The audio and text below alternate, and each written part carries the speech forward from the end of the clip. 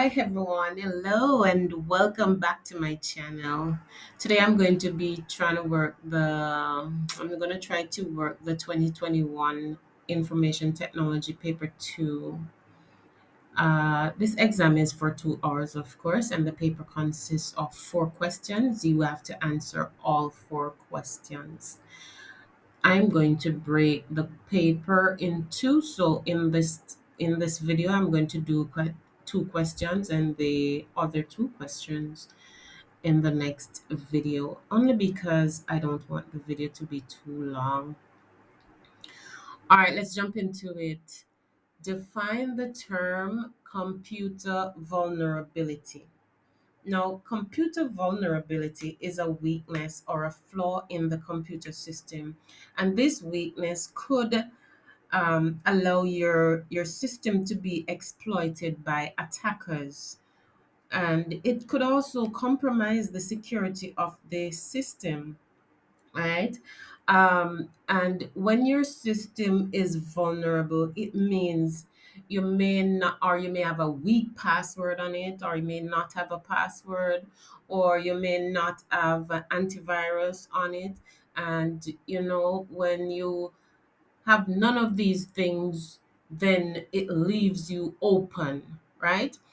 So vulnerable is when you are out in the open and anything can happen to you.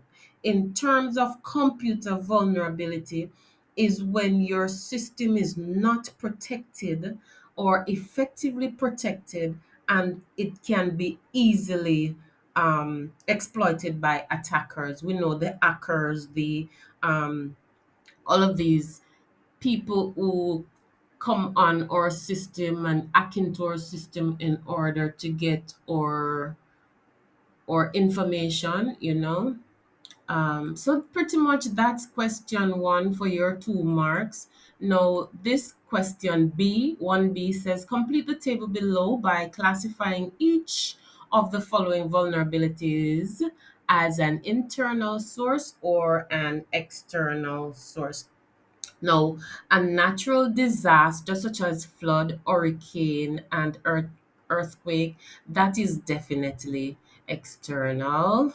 And so let's just put that there. Employees erroneously erasing or overwriting data, that is definitely internal. That is within your scope of jurisdiction. You have some control over this. The natural disaster, on the other hand, you have no control. There's nothing you can do, not much you can do to protect against those. But yes, you can do something about your employee, and so that is internal. Lack of antivirus software to scan your email attachment, that's on you. That's totally internal, right? So let's put that there. So we remember damage to hardware and software from electrical power surge. Well, the electrical power surge, we have no control over it. We can do some things to protect our system, but this is definitely an external. So there we have it. And we can move along to question C, 1C. 1C says computer users can be the greatest threat to a company's computer security. State 2 examples of strategies used to st- mitigate threats from users. Well, 2 things that we can do is the use of authorized personnel. So, you have some doors you'll see unauthorized personnel only. So, we authorize persons by giving those persons passwords. We don't need to give the entire staff password. So, we can give some authorized person password. We can also use strong passwords.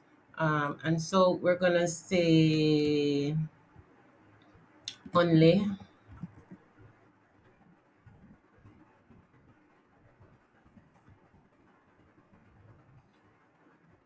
Only authorized personnels were given password.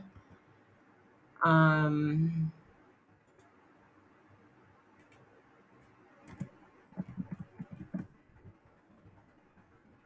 and then we can also say use strong password. This is going to take a long time for me to type. So I'm just going to not type everything, but there you have that. D, we're still with 1D, and it says distinguish between the terms computer security and cybersecurity. Now, computer security deals with protecting the individual computer. All right.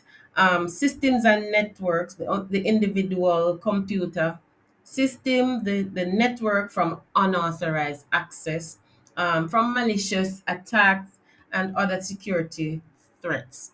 That is computer security, protecting the computer by putting on the computer system by putting on antivirus, password. We also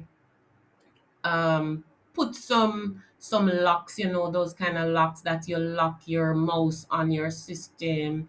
You lock devices on your system if you're in let's say a computer IT lab or a business where you have a network, you'll want to lock those down, and that is protecting them, and that is computer security. Cybersecurity, on the other hand, focus on protection of digital asset such as your computer system, network, your software from cyber threat and attacks. All right. Um, and so that answers D. One is protecting the system and the peripherals. That is computer security. Cyber security is protecting digital information that you have um, through the use of the internet, right? And so we're moving, that's just 2 marks, by the way. We're moving to E. Criminals, we're still on question 1. Criminals acquire credits and debit card details from unsuspecting people and use this information to make fraudulent purchases and cash transaction. So the question is asking us to state the term that is used to describe the scenario above. And the term is in its identity. We mentioned that earlier. Identity theft, right? Outline 2 appropriate methods which can be used to prevent the scenario above. Well, we have to remember to prevent identity theft when you are using public internet, we need to be careful with our online information or password. We're not sharing password. We're going to use strong password. We don't leave your information. You log in and you leave information. You leave it. You don't log out back. These are things that we have to do to prevent the scenario. So use strong password, protect personal information by logging out when you log in, especially when you are using public devices. When you're not using your personal device, please remember that you have to log out, ensure that you don't leave any page open so that your information can be copied. All right, that covers E. F, this is how long this question is. F, the following database table, contacts, the table is called contacts, shows the records for several individuals registered at a university, including the code of the degree being pursued by each person. And here's the table with our ID, first name, last name, birth date, gender, married, phone, and your degree. Now, the question says describe the steps needed to manually add a new record to the existing um, table, database table contacts. All right, so in order for you to do that, you're going to come to the end right here. This is the last record, and you can press enter and type your new record. So that's your step to manually add this last record here. You're going to press enter and then type your new record. That's for 2 marks. Moving while adding a new record on a table, data is entered in a particular field and dialog window pops up indicating that the entered data is invalid. State the reason for the dialog box popping up. All right, a reason, this is for 1 mark. A reason this could possibly happen, you're perhaps entering the wrong type of data for the data type that you use. Now, usually we would use text for information that we would say alphanumeric. So we're putting in somebody's name, somebody's address. We would use text for that. Now, you cannot possibly put in somebody's date of birth under that data type. And so if you try to do that, or if you're using the data type date and time and you try to type text in it, you're going to get that dialog box popping up. Outline, that's for your 1 mark there. And next question says outline how the error outlined in the question above could be fixed.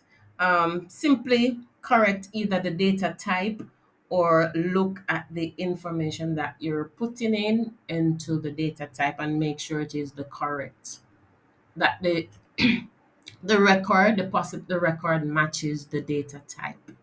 All right, and let's move.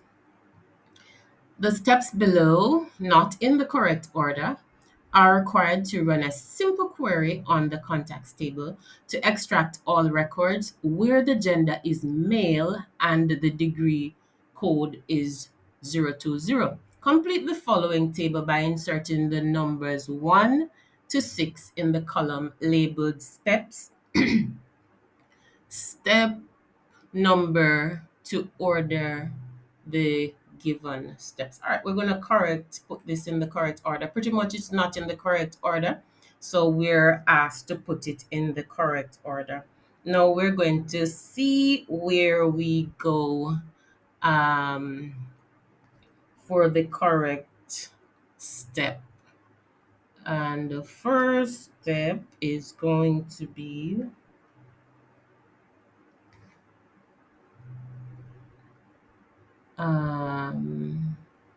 I think we're going here. Number 1.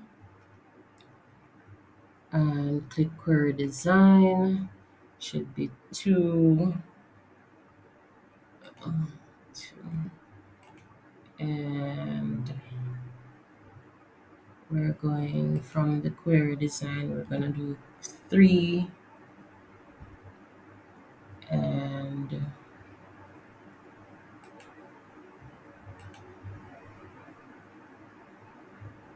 I'm sorry.